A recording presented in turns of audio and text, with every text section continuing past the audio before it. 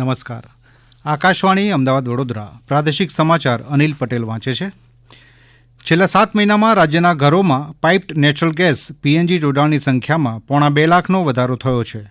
કેન્દ્રીય પેટ્રોલિયમ અને કુદરતી ગેસ મંત્રાલયે પ્રસિદ્ધ કરેલા આંકડા અનુસાર 31 જુલાઈ 2023 સુધીમાં રાજ્યમાં ઘરેલું પીએનજી જોડાણની સંખ્યા 30,78,000ની હતી, જે 29 ફેબ્રુઆરી 2024ના રોજ વધીને 32,53,000 થઈ હતી. આ ઉપલબ્ધિ અંગે ગુજરાતના ઉર્જા અને પેટ્રોકેમિકલ્સ મંત્રી કનુભાઈ દેસાઈએ જણાવ્યું હતું કે ઔદ્યોગિક અને વ્યાવસાયિક પીએનજી જોડાણમાં ગુજરાત દેશમાં પ્રથમ ક્રમે છે.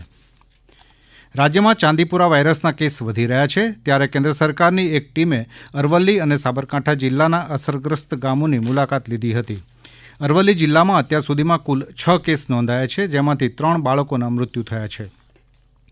પુણે સ્થિત રાષ્ટ્રીય વિષાણુ વિજ્ઞાન સંસ્થાનની ટીમે પહેલા સાબરકાંઠા જિલ્લાની મુલાકાત લીધી હતી, ત્યારબાદ અરવલ્લી જિલ્લાના ભિલોડા અને મેઘરજ તાલુકાના ગામોની મુલાકાત લીધી હતી.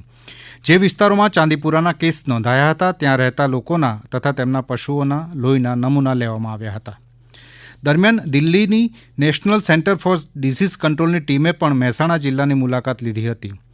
જિલ્લામાં અત્યાર સુધીમાં ચાંદીપુરા વાયરસના 5 શંકાસ્પદ કેસ મળી આવ્યા છે, જેમાંથી 2 બાળકોના મૃત્યુ થયા છે. આ ટીમે નાગલપુર, હરસુંદલ, ડાભલા જેવા ગામોમાં તપાસ કરી હતી અને પશુઓના સેમ્પલ લઈને ગાંધીનગર મોકલ્યા હતા. રાજ્યના વરસાદથી અસરગ્રસ્ત જિલ્લાઓમાં પૂરના પાણી ઓસરવાનું શરૂ થતાં લોકોને રાહત મળી છે. જોકે સુરત અને વડોદરા જિલ્લાના કેટલાક વિસ્તારો હજુ પણ પાણીમાં છે. એનડીઆરએફની ટીમે આજે સવારે વડોદરા જિલ્લાના વડસર ગામમાં પાણીમાં ફસાયેલા 16 જેટલા લોકોને બચાવી લીધા છે. દરમિયાન ઉધના નંદુરબાર સેક્શનમાં રેલવેના પાટા પર પાણી ફરી વળતા અમદાવાદ મંડળથી પસાર થતી 7 જેટલી ટ્રેન ડાયવર્ટ કરવામાં આવી છે, જેમાં અમદાવાદ હાવડા, અમદાવાદ પુરી, અમદાવાદ બરોની, વડોદરા રતલામ સંત હિરદામનગર વૈકલ્પિક માર્ગથી દોડશે, જ્યારે અમદાવાદ ચેન્નાઈ નવજીવન એક્સપ્રેસ ભૂસાવળ ખંડવા માર્ગે દોડશે. દરમિયાન આજે સવારથી રાજ્યભરમાં વરસાદનું જોર ઘટ્યું છે. સવારે 12 વાગ્યા સુધીમાં રાજ્યના 44 તાલુકામાં હળવોથી મધ્યમ વરસાદ નોંધાયો છે, જેમાં સૌથી વધુ વરસાદ તાપી જિલ્લાના ઉચ્છલમાં 2 ઇંચ, જ્યારે કુકરમુંડા, નિઝર, સોનગઢમાં 1 ઇંચ જેટલો વરસાદ નોંધાયો છે. અમારા પ્રતિનિધિ નીરવ કંસારાના જણાવ્યા મુજબ વરસાદને લીધે વાલ્મીકી નદીમાં ઘોડાપૂર આવતા વાલોડ તાલુકાના અનેક ગામોમાં પાણી ભરાયા છે. ઉપરવાસમાં થયેલા વરસાદને પગલે પૂર્ણા નદીમાં જળસ્તર વધ્યું છે, જેના લીધે સુરત જિલ્લાના મહુવા તાલુકામાં રાજ્ય ધોરીમાર્ગ પર પાણી ફરી વળતા વાહન વ્યવહાર ખોરવાયો છે. સુરત શહેરમાં વરસાદનું જોર ઘટ્યું છે, તેમ છતાં ખાડી કિનારાના વિસ્તારો છેલ્લા 6 દિવસથી પાણીમાં ગરકાવ થયા છે. લિંબાયત, પરબત પાટિયા, કુંભાલ સહિતના વિસ્તારોમાં હજુ પણ પાણી ભરાયા છે. નવસારી જિલ્લામાં ઉપરવાસમાં થયેલા ભારે વરસાદને પગલે નવસારીમાં વહેતી પૂર્ણા નદીએ ભયજનક સપાટી વટાવી દીધી છે. અમારા પ્રતિનિધિ અશોક પટેલના જણાવ્યા પ્રમાણે નવસારી શહેરના દશેરા ટેકરી, આદર્શનગર સહિતના નીચાણવાળા વિસ્તારોમાં પાણી ભરાતા લોકોને સલામત સ્થળે ખસેડવામાં આવ્યા છે. સુપા તરફ જતો પુલ પણ વાહન વ્યવહાર માટે બંધ કરવામાં આવ્યો છે.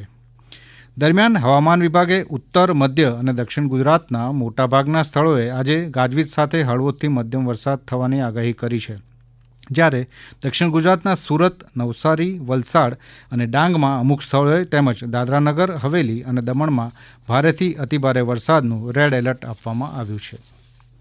રાજ્યમાં છેલ્લા 24 કલાક દરમિયાન તાપીના ડોલવણ તાલુકામાં સૌથી વધુ 7 ઇંચ, ડાંગના સુબીર તાલુકામાં 6 ઇંચ અને નવસારી તાલુકામાં 6 ઇંચ વરસાદ નોંધાયો છે. સત્તાવાર આંકડા મુજબ રાજ્યમાં અત્યાર સુધીમાં મોસમનો કુલ સરેરાશ 54%થી વધુ વરસાદ નોંધાયો છે, જેમાં કચ્છ ઝોનમાં સૌથી વધુ 75%, સૌરાષ્ટ્ર ઝોનમાં 73%, દક્ષિણ ગુજરાતમાં 66%, જ્યારે ઉત્તર ગુજરાતમાં 29% અને પૂર્વ મધ્ય ગુજરાતમાં 33% જેટલો કુલ સરેરાશ વરસાદ વરસ્યો છે. મુખ્યમંત્રી ભૂપેન્દ્ર પટેલે ગાંધીનગરમાં કોબા ખાતે એક પેડ માં કે નામ અભિયાનનો પ્રારંભ કરાવ્યો. ગાંધીનગર મહાનગરપાલિકા દ્વારા આયોજિત આ કાર્યક્રમમાં અંદાજે 1500 જેટલા વૃક્ષોનું વાવેતર કરવામાં આવ્યું હતું. આ કાર્યક્રમમાં જિલ્લા કલેક્ટર, મેયર, ધારાસભ્યો અને અગ્રણીઓ ઉપસ્થિત રહ્યા હતા.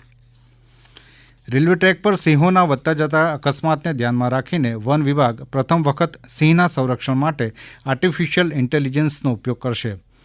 ગુજરાત હાઈકોર્ટ દ્વારા વન વિભાગને કરેલી તાકીદને પગલે સ્ટાન્ડર્ડ ઓપરેટિંગ પ્રોસિજર પણ તૈયાર કરવામાં આવી છે. વન વિભાગ અને રેલવે દ્વારા રેન્જ લેવલ, ડિવિઝન લેવલ અને સર્કલ લેવલ કમિટી તૈયાર કરવામાં આવી છે. રેલવે ટ્રેકની આજુબાજુમાં જ્યાં અકસ્માતો થયા છે તેવી જગ્યાઓ નક્કી કરવામાં આવી છે. આ જગ્યાએથી ટ્રેન પસાર થાય ત્યારે ઝડપમાં ઘટાડો કરવામાં આવશે. આ ઉપરાંત આર્ટિફિશિયલ ઇન્ટેલિજન્સ એટલે કે એઆઈનો ઉપયોગ કરવામાં આવશે, જેના માટેના ટેન્ડરની પ્રક્રિયા ચાલુ છે, એમ મુખ્ય વન સંરક્ષક આરાધના સાહુએ જણાવ્યું હતું. આ સમાચાર આપ આકાશવાણીના અમદાવાદ વડોદરા કેન્દ્ર પરથી સાંભળી રહ્યા છો, જે આપ અમારી YouTube channel AIR news Gujarat પર પણ સાંભળી શકશો. વધુ સમાચાર માટે આપ અમારા ટ્વિટર હેન્ડલ AIR_ABAD ને ફોલો કરી શકો છો. આકાશવાણીના અમદાવાદ વડોદરા કેન્દ્ર પરથી પ્રાદેશિક સમાચાર પૂરા થયા. નમસ્કાર.